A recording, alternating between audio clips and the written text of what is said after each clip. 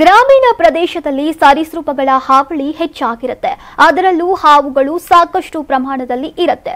ಬಯಲು ಪ್ರದೇಶದಲ್ಲಿ ರಾಜಾರೋಷವಾಗಿ ಓಡಾಡ್ತಾ ಇರುತ್ತೆ.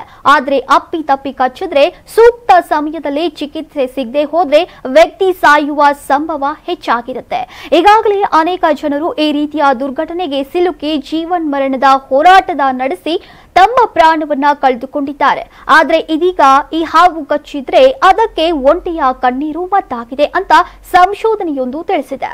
ಅಲ್ಲದೆ ಒಂಟೆಯ ಕಣ್ಣೀರು ಕೇವಲ ಅದೊಂದು ಕಣ್ಣೀರಲ್ಲ, ಬದಲಿಗೆ ಅದು ಸಂಜೀವಿನಿಯಂತ ಕಾರ್ಯನಿರ್ವಹಿಸಬಲ್ಲದು ಅಂತ ನಿಜಕ್ಕೂ ಅಚ್ಚರಿಯ ಸಂಗತಿಯಾಗಿದೆ. ಮರುಭೂಮಿಯ ಹಡಗು ಅಂತ ಕರೆಯುವ ಒಂಟೆಯ ಕಣ್ಣೀರಿಗೆ ದುಬಾರಿ ಬೆಲೆ ಬಂದಿದ್ದು ಈ ಔಷಧಿಯ ಸಂಶೋಧನೆಗೆ ಜನರು ನೆಟ್ಟುಸಿರು ಬಿಡುವಂತಾಗಿದೆ.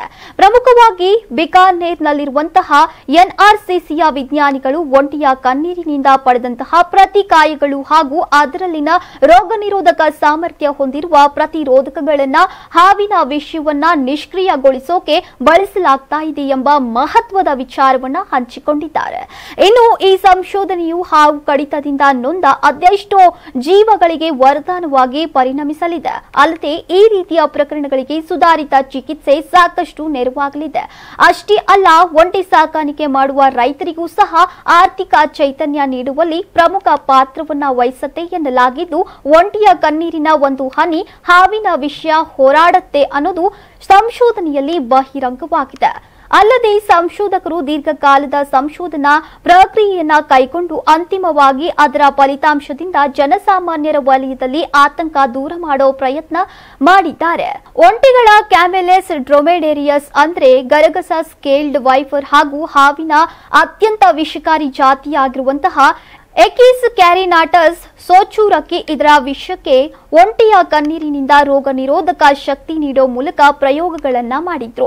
ಇನ್ನು ಒಂಟೆ ರಕ್ತದ ಸೀರಂ ಹಾಗೂ ಕಣ್ಣೀರಿನಿಂದ ಬರುವಂತಹ ಪ್ರತಿಕಾಯಗಳು ವಿಷದ ಪರಿಣಾಮವನ್ನ ತಡೆಯುವಲ್ಲಿ ಯಶಸ್ವಿಯಾಗಿದ್ವು. ಪ್ರಮುಖವಾಗಿ ಒಂಟೆಗಳು ಪ್ರತಿಕೂಲ ಹವಾಮಾನದಲ್ಲಿ ಜೀವಿಸುತ್ತೆ. ಈ ಹಿನ್ನೆಲೆಯಲ್ಲಿ ಅವುಗಳ ಕಣ್ಣು ಹಾಗೂ ಕಣ್ಣೀರಿನಲ್ಲಿ ವಿಷಕಾರಿ ಬ್ಯಾಕ್ಟೀರಿಯಾಗಳ ವಿರುದ್ಧ ಪ್ರಬಲವಾಗಿ ಹೋರಾಡುವಂತಹ ಹಾಗೂ ಸೋಂಕುಗಳನ್ನ ತಡೆಗಟ್ಟಬಲ್ಲಂತಹ ಸಾಮರ್ಥ್ಯ ಇರುತ್ತೆ. ಹೀಗಾಗಿ ಒಂಟೆಗಳ ಕಣ್ಣೀರು ವ್ಯಕ್ತಿಯ ಕಣ್ಣುಗಳಲ್ಲಿ ಸೃಷ್ಟಿಯಾಗುವಂತಹ ಶುಲ್ಕತೆಯಿಂದ ಪ್ರತಿಕೂಲ ಪರಿಣಾಮ ಬೀರೋದನ್ನ ನಿಗ್ರಹಿಸ್ತಾ ಇದೆ. ಮುಖ್ಯವಾಗಿ ಒಂಟೆಯ ಕಣ್ಣೀರು ಸೋಗ್ರೆನ್ ಸಿಂಡ್ರೋಮ್ಗೆ ರಾಮಬಾಣವಾಗಿದೆ. ಕಣ್ಣೀರಿನಲ್ಲಿ ಶುಲ್ಕತೆಯ ಸಮಸ್ಯೆ ನಿರ್ಮಾಣವಾದರೆ ಅಂತಹ ರೋಗಗಳಿಗೆ ಡ್ರಾಪ್ ಮೂಲಕ ಕೃತಕ ಕಣ್ಣೀರನ್ನ ನೀಡಲಾಗ್ತಾ ಇದೆ. ಹೀಗಾಗಿ ಒಂಟೆಯ ಕಣ್ಣೀರು ಇದೀಗ ಜಗತ್ತಿನಲ್ಲೇ ದುಬಾರಿಯಾದ ಕಣ್ಣೀರಾಗಿ ವೈದ್ಯಕೀಯ ಲೋಕಕ್ಕೂ ನೆರವಾಗಿದೆ. ಔಷಧಿ ತಯಾರಿಕಾ ಸಂಸ್ಥೆಗಳಾದಂತಹ ಸೀರಂ ಇನ್ಸ್ಟಿಟ್ಯೂಟ್ ಆಫ್ ಇಂಡಿಯಾ ಸೇರಿದಂತೆ ಹಲವು ಖಾಸಗಿ ಸಂಸ್ಥೆಗಳು ಒಂಟೆಯಿಂದ ಪಡೆದಂತಹ ಪ್ರತಿಕಾಯಗಳನ್ನು ಬಳಸಿಕೊಂಡು ಹೆಚ್ಚಿನ ಸಂಶೋಧನೆಗೆ ಮುಂದಾಗಿವೆ. ಪ್ರತಿ ಒಂಟೆಗೆ 5,000 ರೂಪಾಯಿಗಳಿಂದ 10,000 ರೂಪಾಯಿಗಳವರೆಗೆ ಹೆಚ್ಚಿನ ಆದಾಯವನ್ನ ಪಡೆಯಬಹುದು ಅಂತ ಹೇಳಲಾಗಿದೆ.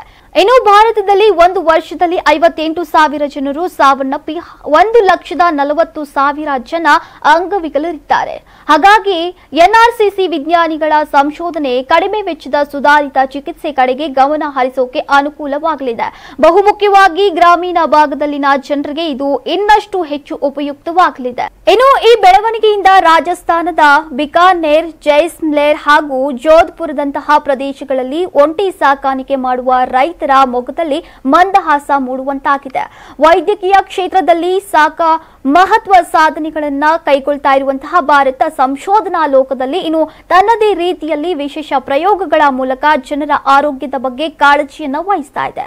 ಆದರೆ ಇದಕ್ಕೆ ಪೂರಕ ಎಂಬಂತೆ ಇದೀಗ ಹಾವು ಕಡಿತಕ್ಕೂ ಔಷಧಿ ಕಂಡು ಹಿಡಿದಿದ್ದು ಗಮನಾರ್ಹ ಸಾಧನೆಯಾಗಿದೆ.